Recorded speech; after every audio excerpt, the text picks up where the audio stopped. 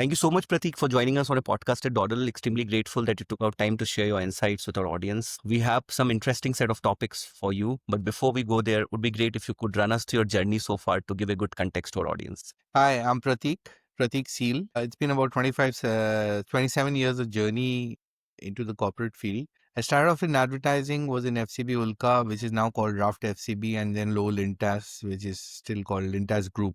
Okay. And after that, I moved into brand management. I was with Hutch, was part of the Vodafone launch team when Hutch got acquired by Vodafone. I was in Samsung leading the AV brand marketing for Southwest Asia. That was the time when I started my journey of my own by becoming a marketer who can lead the marketing function. I was the marketing head for launching Micromax. Then, of course, they were moved into from consumer electronics to mobile phones, to then moved into the media and entertainment space where I launched Life OK as a brand, became one of the top brands in the country. After that, there was a stint that I launched a brand called housing.com. Yes.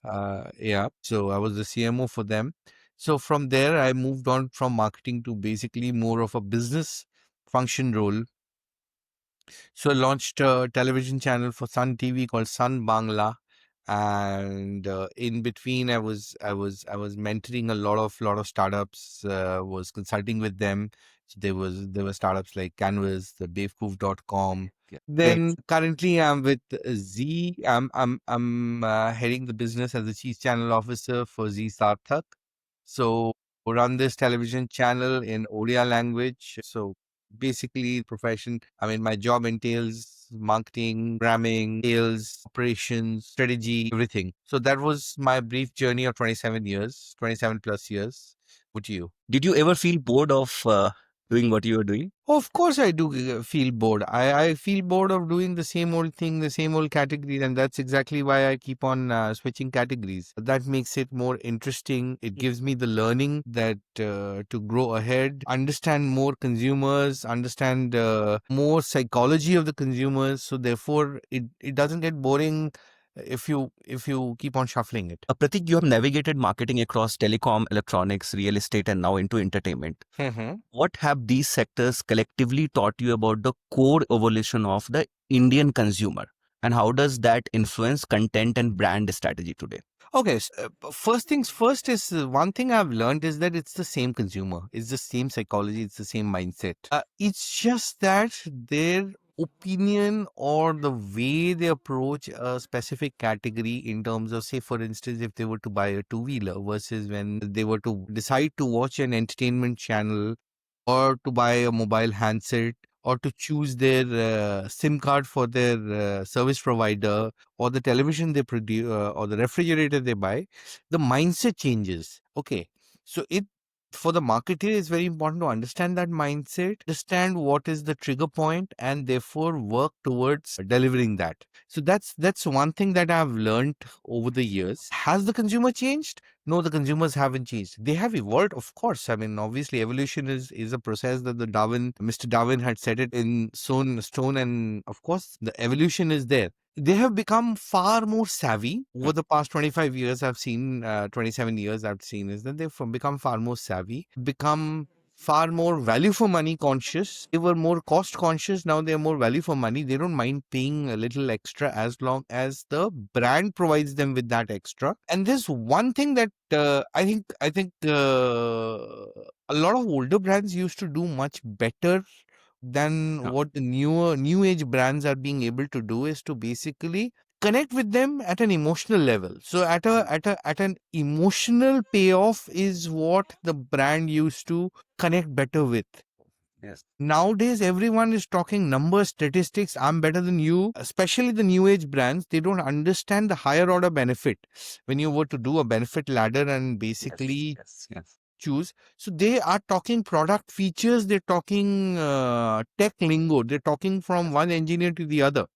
What they're not talking is the emotional benefit. That's one thing that is there. The problem is that the audience has evolved, but the brands are becoming less and less evolved. So that's one thing noticed, and especially so for the new age brands. That's a keen observation that I've had. That's very insightful, sir. And I still remember 8 years back in my MBA, it was called the marketing ladder, where the Yes, bigger brands focus on the emotional attributes correct. more than the functional ones. The benefit laddering from the functional benefit to an emotional benefit, that's Mm. very important. Yeah. Just imagine, yes, just to give you a great example of what Nike is.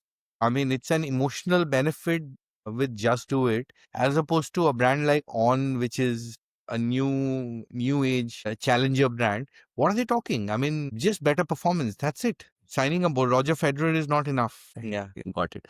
Sir, as a channel head today, what does, what role does, do you think that does audience analytics and data science play in shaping your programming decisions or regional storytelling and ad revenue models? Yeah, first things first is that data analytics, the be all and end all of data analytics that you get to see from a television channel's perspective is the BARC data. Okay, Yes. BARC data. Okay, BARC data is basically on the basis of which advertisers decide to choose a particular channel, choose a particular program, choose the specific budget for that particular platform. Basis that, and therefore we also follow it to the T in terms of understanding what works and what doesn't work. There is a lot of qualitative science also behind. I mean, content making is not necessarily just art. It's 20% art, 80% science. We know exactly what are the trigger points in terms of what makes consumers do what, and exactly that's how we design our content around that. Design our content around specific human insights and work it out. Just to give you an example, a lot of people actually look at television and say that trash content. Okay, we only watch Netflix. But the bitter reality is a television channel is 100 times bigger than Netflix. Why is it so? Because it caters to a specific audience, it caters to a specific type of insight that the consumer wants. A television channel is predominantly a GC channel, I mean to say, is predominantly a female oriented channel. We have to understand women. We have to understand women, their pain points, their points for which they love, the resolutions they would like us to give them. And that's exactly how we work it out basis the numbers that we get to see. Just to give you an example, every time in a story track, there's a marriage, the numbers spike. In a cycle of conflict and conflict resolution, then another conflict and the conflict resolution in that cycle. So when you look at a conflict, when the conflict starts and the conflict peaks, the ratings peak. When the conflict resolution happens, there's a peak and then there is a drop. Then there has to be a conflict. So understanding the cycle of conflict and conflict resolution amongst the lead protagonists of a show, understanding it, leveraging it accordingly for the audience to understand, to appreciate, and also give a lot of seek. Seek, as in the Hindi word seek, is basically is the learnings they get out of watching a show, is also imperative. And what kind of seek are we giving? How are we molding the audience psychography to understand? So that they also evolve with time? Okay.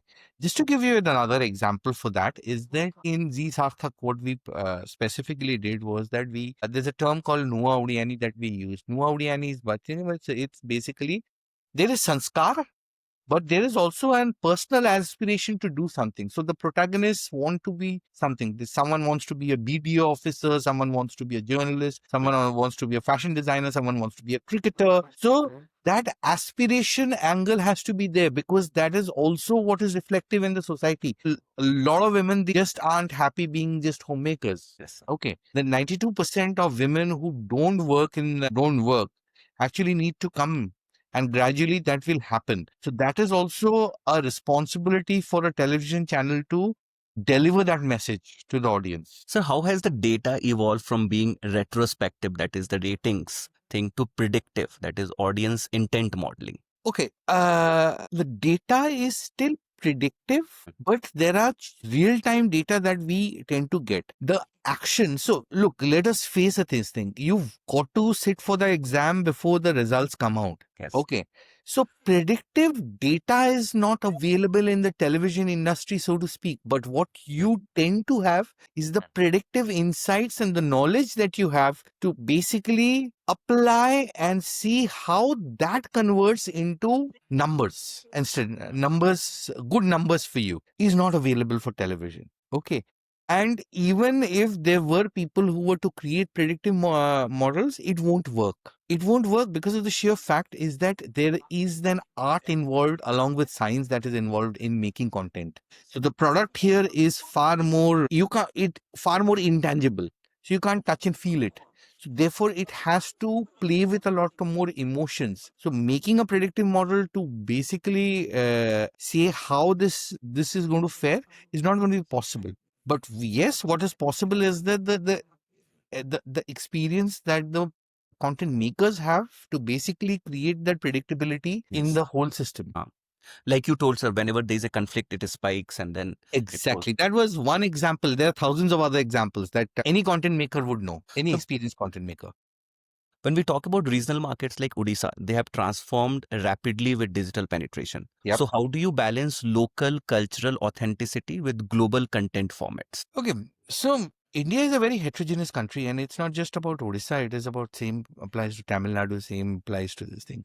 I mean, if you were to look at the Hindi GEC space versus what are the regional GECs are doing very, very well, and even so against the OTT onslaught.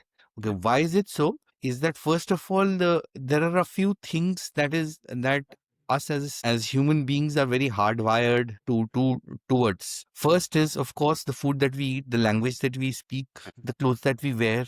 So all these things. The second is, of course, the stories that we tell. It has to mean something to them. They should feel that it is meant for me rather than it's not meant for me. Just to funny anecdote I'd like to give. Way back in my career, what happened was that I was in Vodafone, and Vodafone stores were very good looking posh stores. And the footfalls never used to happen. Yes. Okay, especially when you're talking about the Hindi heartland in UP. Yes. The footfalls never used to happen. The competition the stores used to be full, chock-a-block. While Vodafone, which was a market leader at that point of time, footfalls never used to happen. We did a research and we got to know is that most people were intimidated by it, and they used to think that this store is not meant for me. It was too posh. It was too elite. It was too swanky. Okay.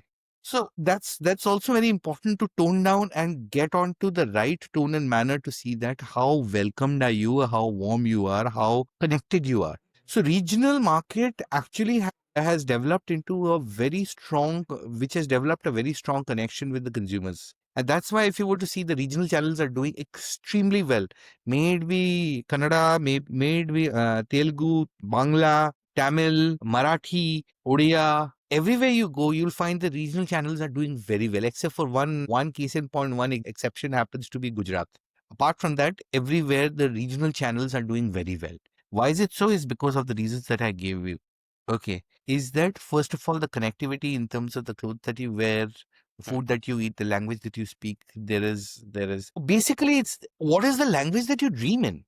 What is the language that you think in? Yes. That is very important for the person to basically come ahead and consume the content in that language. And that's why regional language still flourishes. And why not Gujarat? Gujarat, if you were to see it, is that a lot of, I mean, right from the inception of Hindi GEC, right from Saas Bhi Kabhi Bahu Thi, lot of Gujarati families were featured in the Hindi GEC space. So that is one example. One reason that I attribute to is that Gujaratis tend to watch a lot more Hindi than Gujarati. You look at a Tarak Mehta Ka Ulta Chashma, which is actually it's a Gujarati novel series converted into a show. Gujaratis tend to find solace or their language or their mitti ki khushbu out of Hindi GC itself. So Gujarat is an exception. When we talk about tier 2 and tier 3 audiences, although I don't want to call them tier 2, tier 3, but there's no other Yeah. names like.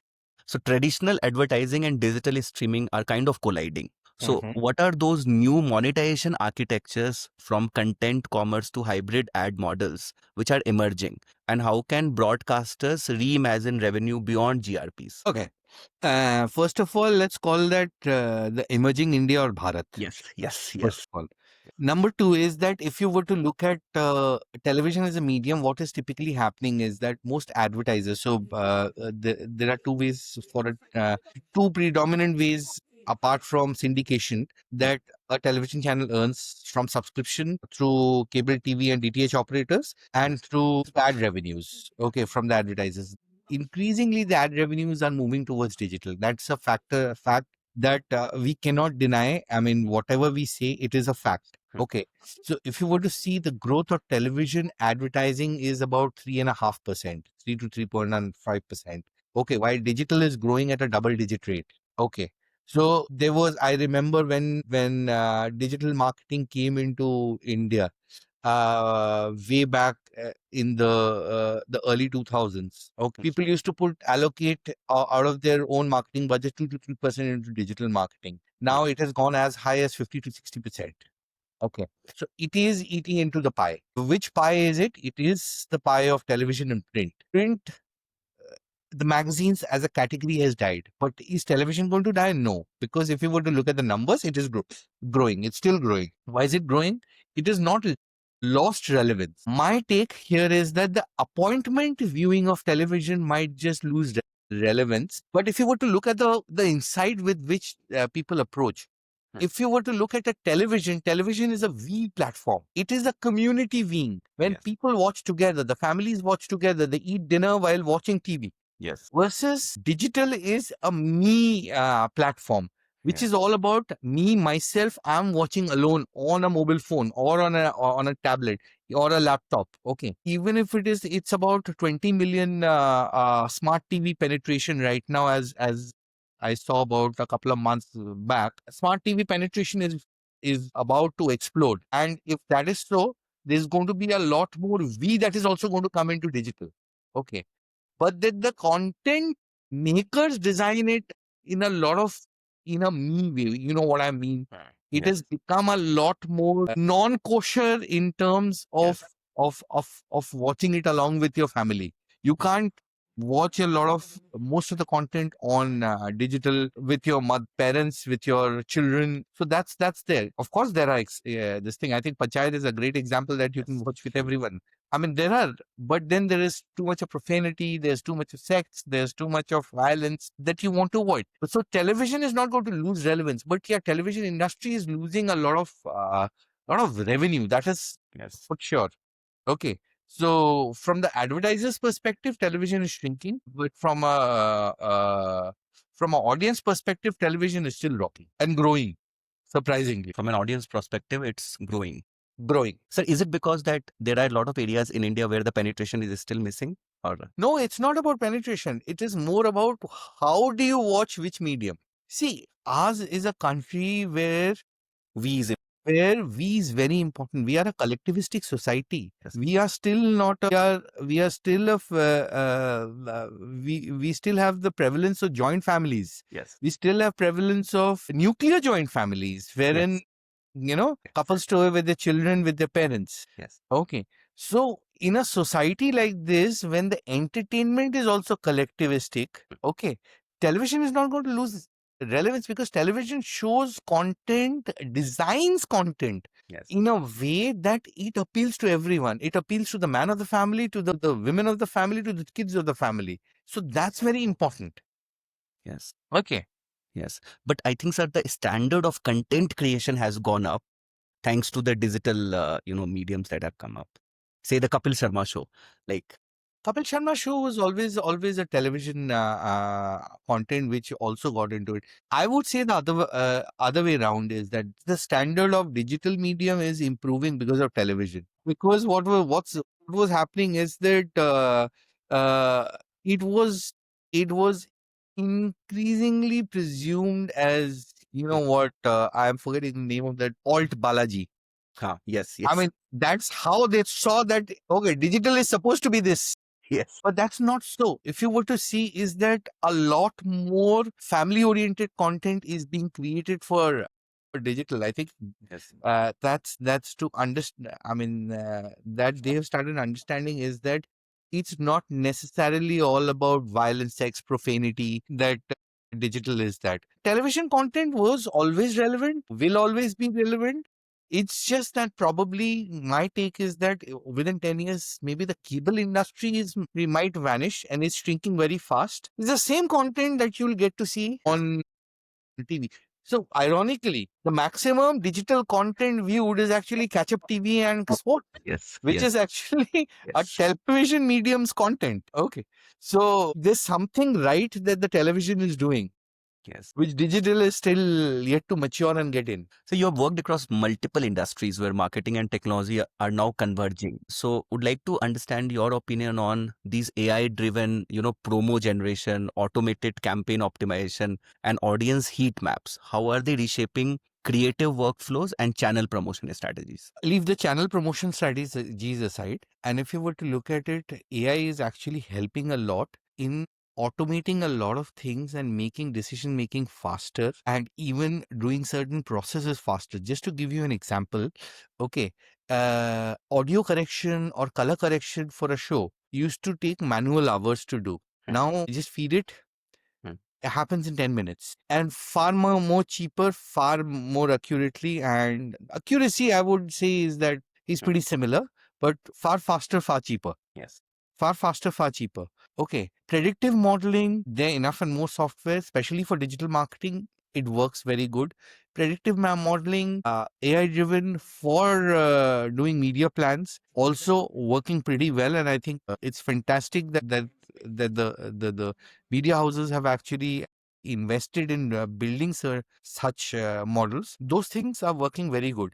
Taking strategic decisions in terms of, say, whether things are going to succeed or not in a macro picture is still a very human interference platform that needs to be done with experience and expertise of multiple people coming together and taking decisions. That I'm sure will also affect. Now, coming to the second part of the question, when you were talking about how does it affect the ratings of a channel, doing promo planning or creating or AI generated promos, etc. It's still not. It's still in the nascency stage. I would say is that because of the sheer fact is that the quality of AI generated promos, etc., they look a lot fake right now. And somewhere down the line, it doesn't necessarily have the nuances of a well written, well shot script. A lot of, I know for sure, is that a lot of people have started doing AI generated content also.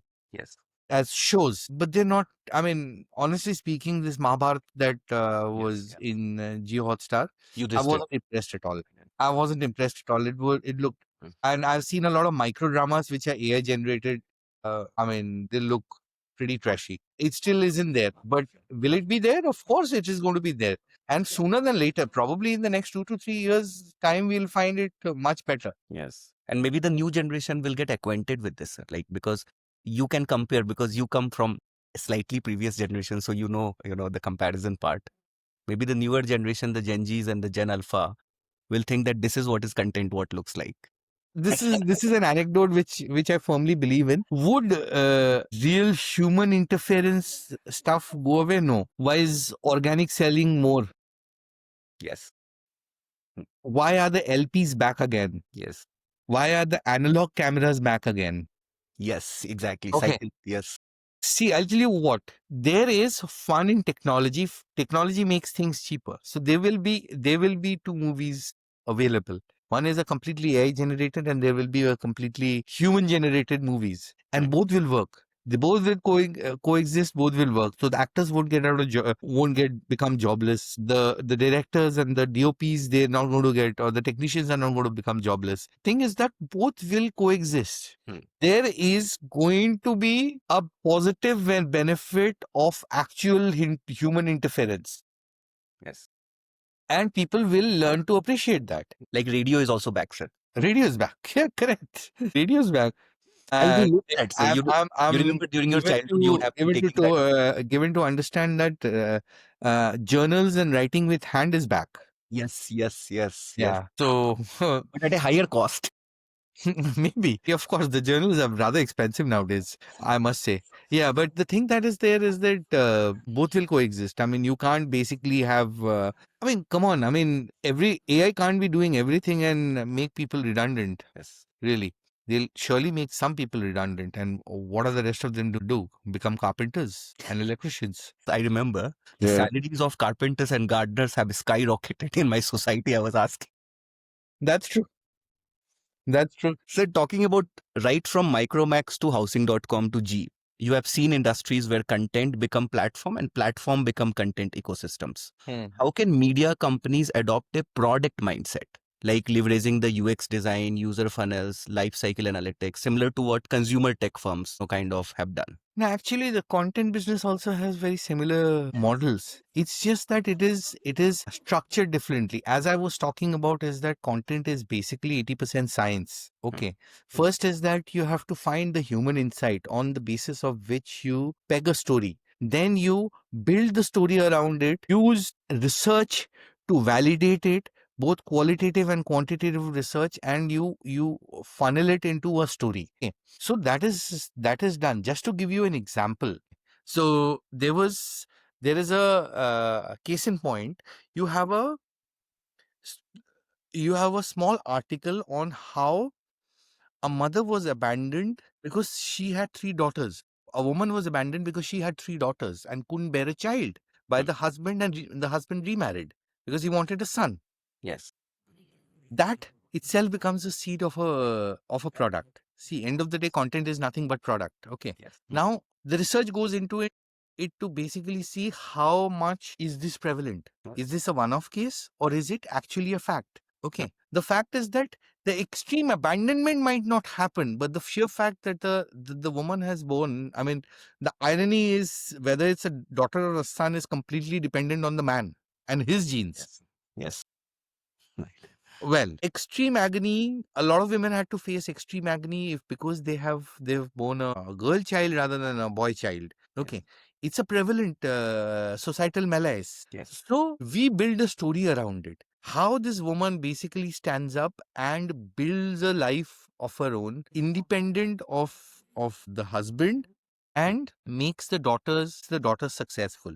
So that is the story. This thing. So the entire productification or the product journey or the funneling journey is completely there even in content. It is very much there. I mean, every content maker would know that how to do this funneling. So everyone has in Zee it's called Katha Canvas. Then there are the Disney way of making content. So which star follows. Okay, is there's something called a so you have the character attributes and one character flaw, and the character flaw will define the FLBW, and the FLBW will define the character journey. So all these things are very much there. These science is very much there in content making as well. Content is not like a creative guy sitting down and writing stories or whatever they want to. It is a lot of human psychology that gets into shaping a content. Sir, as a country head for Bangladesh, you have led marketing expansion across language and culture. What are those structural and behavioral nuances of scaling an Indian origin media brand abroad,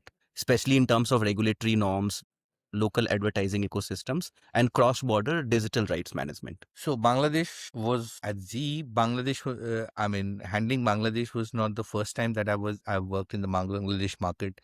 I've expanded Micromax in Bangladesh. I've worked on Bangladesh at Samsung as well. So Bangladesh is not a new market for me. To put it in a context, if you were to see it, is that irony is that more people in Bangladesh watch in Indian Bengali channel rather than their own channels. So if you were to see their top channel, which is going to be around 35 to 45 GRP channel. But if you were to see a Star Jalsha or Zee Bangla, which are the Indian channels, Indian Bengali channels, they are 250, 300 GRP channels.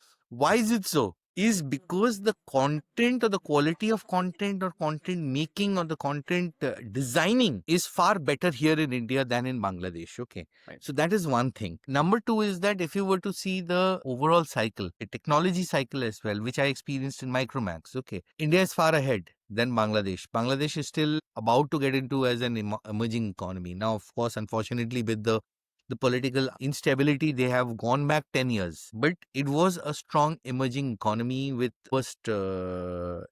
robust mindset to basically grow fast. Experience is not anything different from India experience if you were to see it. It's if you were to look at the Bimaru states in India and if you were to the fun of working in India is that you will find multiple markets within the country. In Micromax, I also handled Brazil. Brazil was a very different market, or the Middle Eastern market, or the African market. It was a completely different market. But if you were to look at Bangladesh, Bangladesh is very similar to India. So there is no difference in terms of the copybook. Brazil was very different. Let me just give you an example.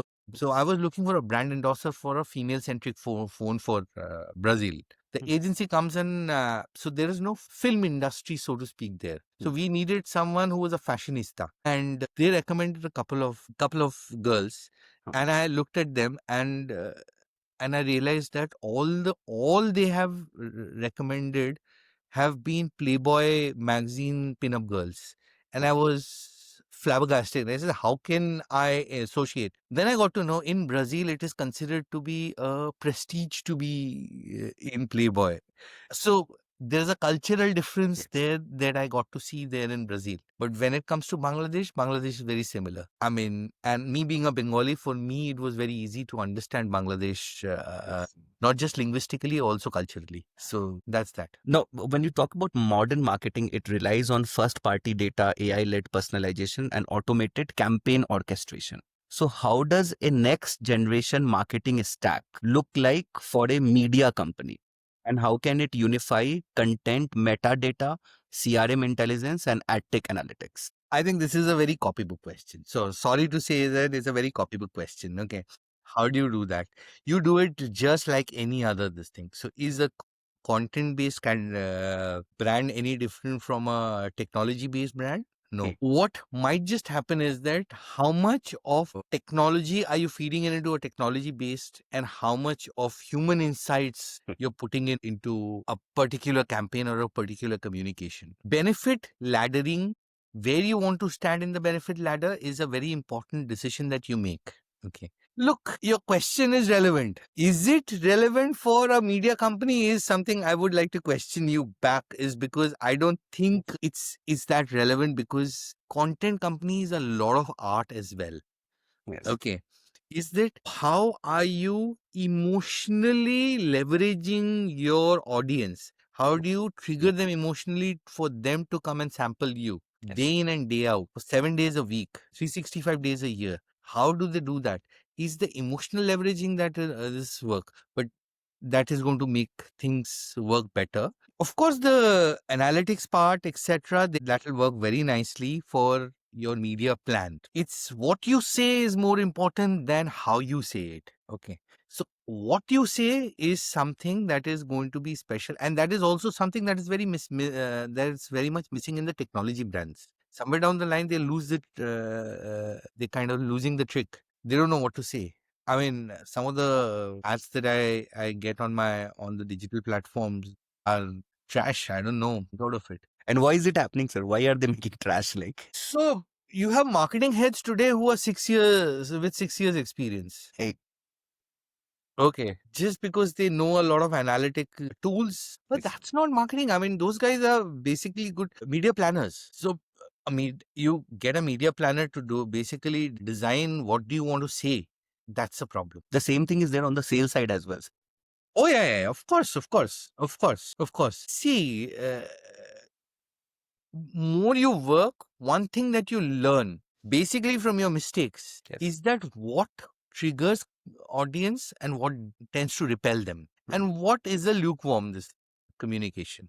So over the years, what you develop is an instinct of how to develop the right communication to trigger and get people to convert more. I was talking to my digital marketing guy. Said that what is your going to be cost per acquisition? He said it all depends on the creative. I said, explain it to me. What is the creative that's going to make make the cost per acquisition good as low as 300 rupees as opposed to for 1,000 rupees? Yeah. So the person couldn't respond. Okay. If the creative is exciting, I said, how do you define exciting? Okay. The sheer fact is that the person doesn't know what exactly is the communication that is going to make. See, you can apply thousands of analytics. What matters is that what you say, and that is very important. I've tried. I mean, I've seen script writers come and present AI generated scripts. Yes. And I have seen what kind of trashy stuff. And because they're formula, you know, when you listen to a AI generated, chat GPT generated script, that it is too simple, I mean, of course, too formulaic. And you listen to it and you know that, okay, fine, these are the 10 movies from which 10 things were inspired. Okay. When you actually find a writer who's going to give you this thing, same happens with the ChatGPT designed campaigns. Great campaigns, nothing to find a flaw in. It's just that they don't work that well. Why is it so? Is because it doesn't have the consumer insight. Yes. That's about it all. Is they have all the quantified consumer insights. No, which is fine, which is also very important. I mean, data is also very important, but all at the same time, there is the human interference of the human mind basically implements the quant data and the qual data to basically design a specific, whether it's a 30-seconder or a 30-minute episode or a 3-hour movie. Okay, that design it. So that also has a value. I mean, a lot of people who might be watching, who are of the young generation, might say, "What rubbish is this guy talking about?" No, it's natural. But we've seen various generation. I've seen generation when there was no internet. Yes. There was no mobile phone, to the generation where there is AI. Yes. So times evolve. All at the same time, things also move, but there are a lot of human interference that you cannot get rid of. So when we talk about today's world, attention is the most traded currency. Correct. How should entertainment brands balance content quantity with emotional depth and build a distinctive identity system that survive across all the channels, social, OTT, and broadcast as well? Just to give you an example, we used to make a 23, so a 30-minute episode is actually 22 minutes of content, packaging, etc. It becomes 23 minutes. 7 minutes is advertising. Okay, in a 30-minute pack. 23-minute this thing used to have 3 to 4 scenes. Okay. Because of this attention deficit, now it has gone up to 12 to 14 scenes in 23 minutes. Okay. If you were to see the advent of microdrama, okay, it's a clear-cut validation of what you're saying is correct. Okay. The attention span is becoming shorter. You have to ensure that the story moves much faster. Okay. So therefore, a lot of people in the television industry said 3,000-4,000 episodes chalte the. Shows used to run for 7 years, 10 years. Now Chandrakanta. it only lasts for 6 months. It's because your storytelling has become much faster. Yes. People's attention span has become shorter. So therefore, people get bored of things too fast and you have to move. I'm talking about mobile handsets also. Way back when I was in Micromax, okay, mobile handset upgradation moved from a 3-year cycle to a 15-month cycle. Yes. Why is it so? It's that people want newness quicker. And this is not so much of a generational shift, but it's more of a mindset shift across all generations. Delayed gratification is no more fun. You want instant gratification. That's there. Yes.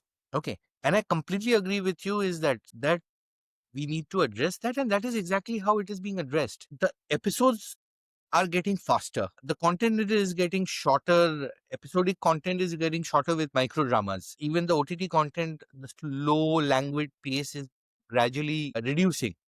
A lot of filmmakers who were into the slow language pace are out of work.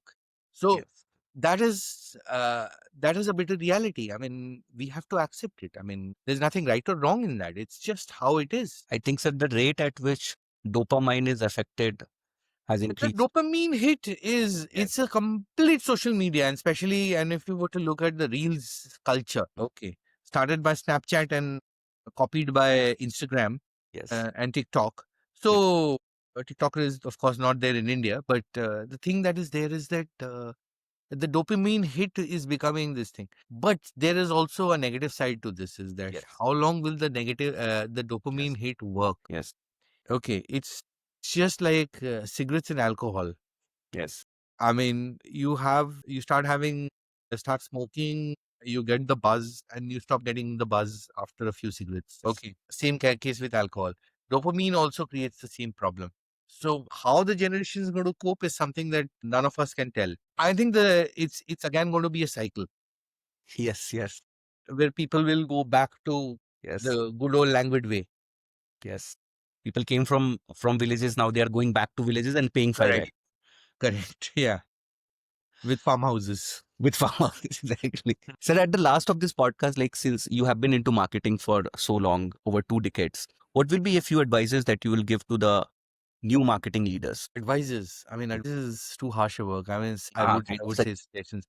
I think focus a lot more on what do you want to say rather than how do you want to say. Digital marketing is good, great. I mean, some of the digital marketing and 90% of the digital marketing that I get to see is that the focus is on the quality in terms of returns, in terms of eyeballs, in terms of click through rates, etc.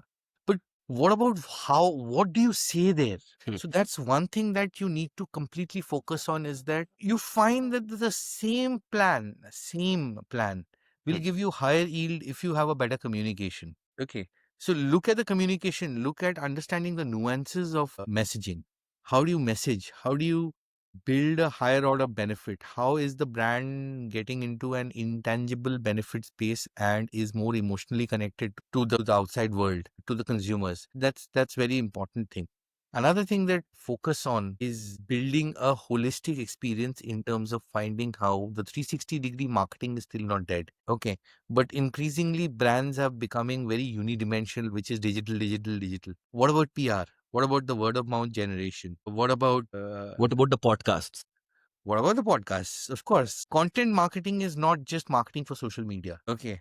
An article, I mean, there have been researchers to prove that an article in social media is believed much lesser than an article in a news channel or a Yes. print medium. Yes. If that is so, how are you leveraging that? Are you understanding the entire gamut of marketing or just focusing on and becoming unidimensional? A 360-degree marketing is a reality and it still works. What a out of the box question, like which is not related to this. More Sure. and more social media has come up. I think a lot of the marketing has become more sponsored kind of thing. Like you see all these events, all these things which are being done online. They're more sponsored. Like you pay money, you get an award. Don't you think like 10 years, 15 years back, it was more it was more authentic? Of course, of course. I mean, it's honestly social media is a lot more make believe, and people deep down know that. Yes. Okay, if they're seeing is a person living a high life, is it actually a high life? This No. living it or not is completely. I mean, I'm not even talking about the influencers. I'm talking about people like you and me. If we are showing photographs of vacations, what about the photographs of non-vacation times when you're lazing on the bed Or in your fighting with the wife. That or nobody fighting with your shows. wife? Correct. Okay. The reality is that social media is filtered reality. Yes. Okay. And it's a lot more make believe. People want to show that I'm happier than you. Yes. Okay. And that's a basic insight on which fuels social media. Okay. And in this, authenticity dies somewhere. Okay. You're talking about paid awards. What about endorsements? I mean, they're the most unbelieving. Even if I follow a person, and considering that I'm Yes. Yes. in the television industry, I know a lot more celebrities. Yes. They get these social media. They all social media influencers as well. They get these paid endorsements. What do? They make something out of it. Yes. Okay. But what they make out of is completely outright bullshit. Yes. Yes. Okay. And I haven't yet seen, I mean, including that Deepika Padukone Yes. Hilton endorsement, which went viral. Yes. It was a piece of trash. I'll never go to Hilton seeing that. Yes. 23 million views or whatever. I don't remember the numbers, but the thing that was there is that what you're creating is complete trash. I mean, rookie journalists used to write better articles in newspapers once upon a time, not too long ago. Okay. So Once upon it.